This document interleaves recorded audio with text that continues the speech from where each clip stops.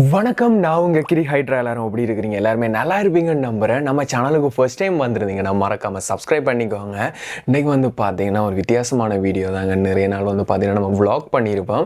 இது பார்த்தீங்கன்னா ஒரு அவேர்னஸ் வீடியோ அப்படின்னு சொல்லலாம். என்னென்னு பார்த்தீங்கன்னா ஜாழ்ப்பாணத்தில் ஒரு வித்தியாசமான ஒரு மர்ம காய்ச்சல் எல்லா இடத்துலையுமே பரவிட்டு இருக்குது. கிட்டத்தட்ட பார்த்தீங்கன்னா சீரியஸாக ஒரு 7 பேருக்கிட்ட இது வரைக்குமே இறந்துருக்காங்க. அதனால் பார்த்தீங்கன்னா கிட்டத்தட்ட 40 பேருக்கிட்ட இந்த காய்ச்சலால் அட்மிட் ஆகிருக்காங்க. இந்த காய்ச்சலை பற்றி பெருசாண்டு யாருமே பேசலை. நிறைய நானும் பார்த்தீங்கன்னா யூடியூப்ல அங்கே இங்கே பார்த்தேன். பெருசாண்டு இது யாருக்குமே தெரியல. ஏன்னோ தெரியல, நிறைய யூடியூபர் மேலும் பெருசாண்டு இதை பற்றி வீடியோ போடல. அதனால் பார்த்தீங்கன்னா நிறைய பேருக்கு தெரியணுன்றதுக்காண்டி இந்த வீடியோ மேக் பண்ணியிருக்கேன். உங்களுக்கு பார்த்தீங்கன்னா இதை பற்றி யாருக்கும் தெரியப்படுத்தணுமா இருந்தீங்கன்னா இந்த வீடியோ உங்களோட ஃப்ரெண்ட்ஸ் அண்ட் ஃபேமிலிக்கு ஷேர் பண்ணிக்கோங்க. இதில் பார்த்தீங்கன்னா டீட்டெயிலாக இந்த வீடியோவில் பார்த்தீங்கன்னா இந்த காய்ச்சலை பற்றி ஃபுல் டீட்டெயில்ஸுமே இருக்கும். வாங்க வீடியோக்குள்ளே போகலாம். இது என்ன காய்ச்சல் அப்படின்னு பார்த்தீங்கன்னா இது எலிக்காய்ச்சல்னுமே சொல்கிறாங்க. இது ஒரு வகையான ஒரு பாக்டீரியாவால் தான் பரவுதுண்டு. ஒவ்வொருத்தருக்கு பார்த்தீங்கன்னா அந்த டெஸ்ட் ரிப்போர்ட் இருக்குது தானே, அதை பார்த்தீங்கன்னா ஜெஃப்னா ஹாஸ்பிட்டலில் செக் பண்ணிடலாது. அதால் பார்த்தீங்கன்னா கண்டி ஹாஸ்பிட்டலுக்கு தான் இந்த டெஸ்ட் ரிப்போர்ட், அதாவது பார்த்தீங்கன்னா பிளட் சாம்பிள்களை எடுத்து கண்டி ஹாஸ்பிட்டலுக்கு தான் அனுப்பிட்டு இருக்காங்க. அதில் பார்த்தீங்கன்னா இந்த இறந்த ஆக்களோட பிளட் ரிப்போர்ட்டை செக் பண்ணி பார்க்க இது ஒரு எலிக்காய்ச்சல் அப்படின்னு தான் இப்போதைக்கு கன்ஃபார்ம் பண்ணியிருக்காங்க. அதால் இந்த எலிக்காய்ச்சல் என்னன்றா பரவுது அப்படின்னு நீங்கள் கேட்டிங்கன்னா, இப்போ ஜெஃப்னால நிறைய இடத்துல அந்த வெள்ளங்கள் வந்துச்சு தானே, அதாவது வீட்டுக்குள்ளே எல்லாம் நிறைய வெள்ளங்கள் வந்துச்சுது. அதாவது வீட்டு நேரவாசிக்க உள்ள வெள்ளம் நின்றுச்சு. அதால் என்ன ஆயிருக்குன்னு பார்த்தீங்கன்னா ஜெஃப்னால இருக்க கிணறுகளாக இருக்கட்டும், அதோட அந்த குழாய் கிணறு அதுகளாக இருக்கட்டும், என்னன்னு பார்த்தீங்கன்னா நிலத்து மட்டத்தோடையே இருக்கும். அதாவது கல் வச்சு கட்டியிருப்பாங்க நிலத்து மட்டத்தோடைய. அதாவது வெள்ளம் வந்துச்சுதுன்னா கிணத்துக்குள்ளேயே அவ்வளோ தண்ணியும் போயிடும். அதால் குடிக்கிற தண்ணிக்குள்ளேயுமே வெள்ள தண்ணி மிக்ஸ் ஆகிட்டு அதை தான் பார்த்தீங்கன்னா மக்களாக குடிச்சிட்டு இருந்தாங்க. அதால் பார்த்தீங்கன்னா எல்லாருக்குமே அந்த வெள்ள தண்ணி அதில் குடித்ததால் இந்த பாக்டீரியா வந்திருக்கு. அது பார்த்தீங்கன்னா எலிக்காய்ச்சல் அது வந்திருக்குது எல்லாருக்குமே. இது என்ன வர்றதுக்கு முக்கியமான ரீசன் என்னென்னு பார்த்தீங்கன்னா இந்த விலங்குகளோட கழிவு இருக்குது தானே, அதை பார்த்தீங்கன்னா எலி, நாய், பூனை அதுகளோட பார்த்தீங்கன்னா யூரின் தண்ணீரோட மிக்ஸ் ஆகிருக்குது. அது பார்த்தீங்கன்னா மனுஷர் அதை குடிக்கக்குள்ள எலிக்காய்ச்சல் அப்படின்னு ஒரு காய்ச்சல் வந்துருக்கு. இது பார்த்தீங்கன்னா ஒரு பாக்டீரியாவில் வந்திருக்கு, அதை எலிக்காய்ச்சல்னு சொல்கிறாங்க.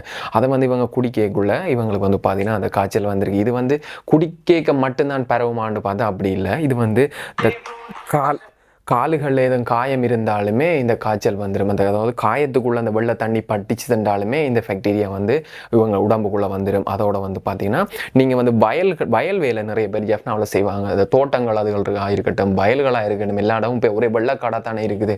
அதுகளுக்குள்ள நீங்கள் காயம், அதாவது காலில் காயத்தோட வயல்களுக்கு இறங்கினீங்களா இருந்தீங்கன்னா அந்த காயத்துக்குள்ளாலேயுமே இந்த பாக்டீரியா உள்ளுக்க வந்துடும். நீங்கள் எல்லாம் வயலுக்கு போய் ரொம்ப சேஃபாக இருங்க. ஏன்னா நிறைய பேர் எங்கட ஊர்ல எல்லாம் நிறைய பேர் பார்த்தீங்கன்னா வயலுக்கு போய் செருப்பே போட மாட்டாங்க. ஏனெண்டா வயல் சோறு போடுற கடவுள் அப்படின்னு பார்ப்பாங்க. அதால் வயலுக்கு போய்க்க ஒருத்தருமே செருப்பு அதுகள் போட மாட்டாங்க. இது இப்போ என்ன சொல்கிறாங்க அப்படின்னு பார்த்தீங்கன்னா, நீங்கள் வயலுக்கு போய்க்க ஷூ போட்டுக்கோங்க, அதாவது சேஃப்டி ஷூ போட்டுக்கோங்க. அது முழங்கால் மட்டத்துக்கு இருக்குது. நீங்கள் வயலுக்கு போய்க்குள்ள முழங்கால் மட்டத்துக்கு ஷூ போட்டு போனீங்கன்னா உங்களுக்கு பாக்டீரியாவும் பார்த்தீங்கன்னா பரவாது, அதாவது எலிக்காய்ச்சலுமே உங்களுக்கு வராது. அதோட பார்த்தீங்கன்னா உங்களுக்கு வயலுக்கு பாம்பு பூச்சியெல்லாம் இருக்கட்டும், இப்போ மழை காலம் நிறைய பாம்பு பூச்சியெல்லாம் இருக்கட்டும், உங்களுக்கு பார்த்தீங்கன்னா அதுகளை காலுகளில் கடிக்கிறதுக்கு சான்ஸ் இல்லை. அதால் எல்லாருமே சேஃப்டி ஷூ போட்டுக்கோங்க. மற்ற பார்த்தீங்கன்னா நிறைய பேர் அந்த தண்ணி குடிக்கமே சுடுதண்ணி வச்சு தண்ணி நீங்கள் முடிஞ்ச வரைக்குமே கொஞ்சம் கடையில் அதுகள் இருந்துச்சுன்னா வேண்டி குடிச்சிக்கோங்க. இரண்டா கொஞ்சம் சேஃப்டி தான் எங்களுக்கு முக்கியம். அதில் பார்த்தீங்கன்னா கடையில் வேண்டி குடிச்சிக்கோங்க. அப்படி கடையில் வேண்டி குடிக்க இயலாத ஆக்கள் பார்த்தீங்கன்னா சுட்டாரின தண்ணியை குடிச்சிக்கோங்க. அதாவது தண்ணியை நல்லா ஹீட் பண்ணி அதை ஆறின ஒன்று குடிச்சிக்கொள்ளுங்க. ஏனண்டா அப்போ தான் பார்த்தீங்கன்னா கொஞ்சம் பாக்டீரியா அதுகள் ஹீட் அழகு இருக்கும். அதனால் பார்த்தீங்கன்னா உங்களுக்கு கொஞ்சம் ஓகேயாக இருக்கும்.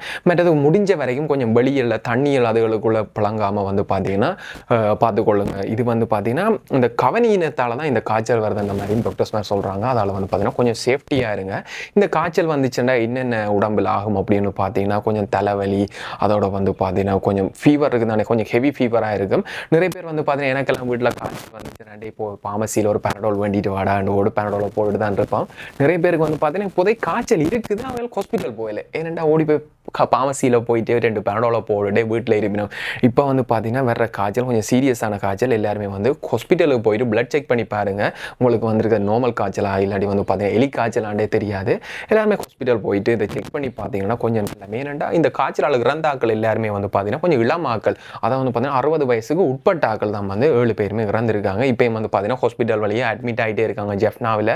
அதால் பார்த்தீங்கன்னா ஜெஃப்னா ஹாஸ்பிட்டலுக்கு பார்த்தீங்கன்னா வேறு ஹாஸ்பிட்டலில் இருந்துமே ஊழியர் வர வச்சு இந்த காரணம் இதை வந்து இந்த காய்ச்சலை வந்து ஒரு கட்டுக்குள்ளே கொண்டு வர்றதுக்காண்டி வந்து பார்த்தீங்கன்னா ஜெஃப்னால் இப்போ ஒர்க் பண்ணிட்டு இருக்காங்க. இப்போதைக்கு இவ்வளவு தான் வந்த தகவல். இதை தான் வந்து எனக்கு தெரிஞ்ச தகவலை தான் சொல்லியிருக்கேன். இதில் வந்து பார்த்தீங்கன்னா 100% சரியானதாயும் இருக்காது. எனக்கு தெரிஞ்சதை நான் சொல்லியிருக்கேன். இது வந்து பார்த்தீங்கன்னா நான் தெரியப்படுத்தணுன்ற ஒரு ரீசனுக்காண்டி தான் சொல்லியிருக்கேன். இதை வந்து உங்களோட ஃப்ரெண்ட்ஸ் அண்ட் ஃபேமிலிக்கு ஷேர் பண்ணிக்கோங்க. அப்படி ஷேர் பண்ணாட்டியுமே நீங்கள் கால் பண்ணி தானே சொல்லுங்கள். கொஞ்சம் தண்ணியில் அதில் குடிக்க கொஞ்சம் சேஃப்டியாக குடிங்க. அதில் வந்து ஏன்னா இந்த காய்ச்சல் வந்து கிட்டத்தட்ட 7 பேர்கிட்ட சேர்த்துருக்காங்க. அதில் எல்லாருமே கொஞ்சம் சேஃப்டியாக இருங்க. இதோட இந்த வீடியோ என் பண்ணிக்கிறேன். மறக்காம நம்ம சேனலை சப்ஸ்கிரைப் பண்ணிவிட்டு இந்த வீடியோ உங்களோட ஃப்ரெண்ட்ஸ் அண்ட் ஃபேமிலிக்கு ஷேர் பண்ணிக்கோங்க. See you, டாட்டா, பை பை.